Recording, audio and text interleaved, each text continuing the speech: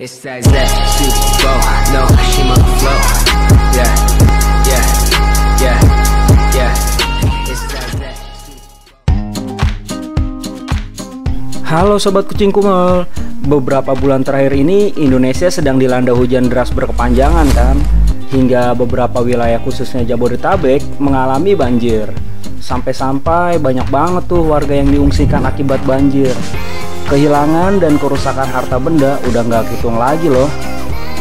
Tapi ngomong-ngomong soal banjir, ternyata ada loh teknologi infrastruktur di beberapa negara di dunia yang bisa diterapkan di Indonesia untuk mengatasi banjir.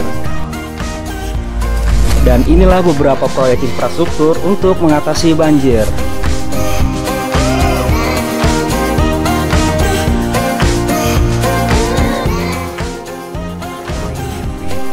Pintu air Belanda.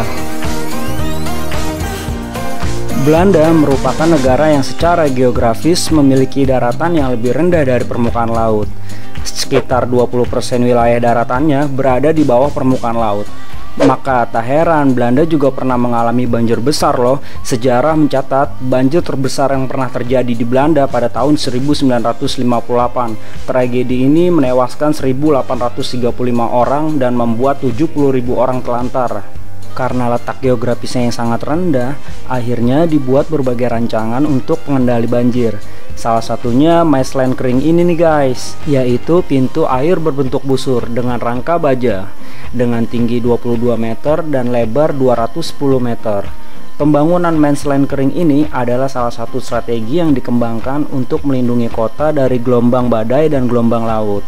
Dan yang kerennya lagi nih guys, pintu air ini akan menutup secara otomatis jikalau air sudah mencapai 3 meter, dan akan terbuka secara otomatis juga nih jika air dalam keadaan normal, sehingga terbuka untuk jalur kapal. Gimana, keren kan?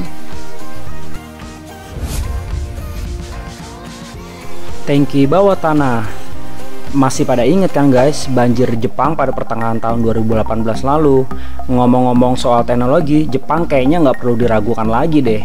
Seolah nggak mau kalah dari Belanda, ternyata Jepang juga punya loh tangki bawah tanah untuk menahan banjir. Jadi proyek terbesar itu diberi nama JIKENS atau kepanjangannya Sutoken Geikaku Hosuiro, yang mana sistem drainasenya terdiri dari 5 sil beton dengan tinggi 65 meter, berjari-jari 32 meter yang terhubung oleh terowongan sepanjang 6,5 km.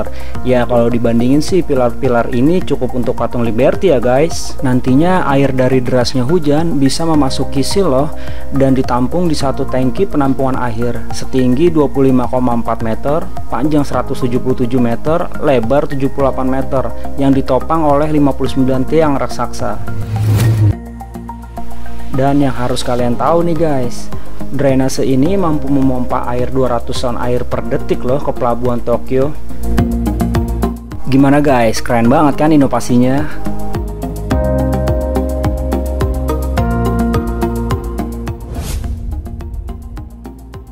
Delta Plum.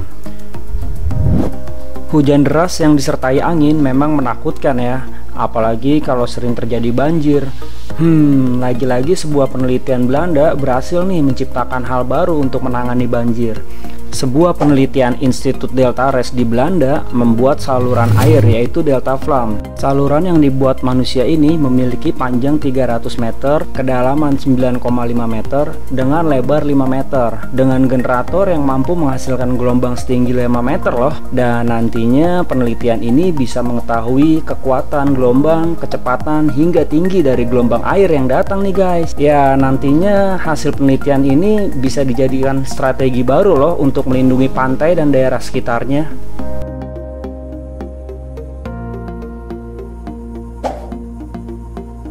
Dinding anti banjir. Ngomong-ngomongin soal banjir emang gak ada habisnya ya guys. Ya wajar lah, karena kan banjir menjadi ancaman serius bagi orang-orang yang tinggal di dataran rendah seperti Jakarta. Namun pengembangan proyek inovasi penahan yang satu ini kayaknya cocok deh diterapkan di Indonesia. Proyek yang dikembangkan oleh IBS Teknik telah mampu menciptakan dinding penahan air dengan jumlah yang sangat besar. Jadi nih guys, dinding penahan banjir ini ditempatkan pada pijakan beton dan aluminium besar sedalam 5 meter ke dalam tanah nih guys, yang membentang sepanjang 70 km di sepanjang pantai dan daratan yang terkena banjir. Nah, itulah tadi beberapa proyek infrastruktur untuk menahan banjir yang ada di beberapa negara lainnya. Menurut kalian, yang mana nih yang paling cocok untuk diterapkan di Indonesia? Silahkan komentar di bawah ini ya.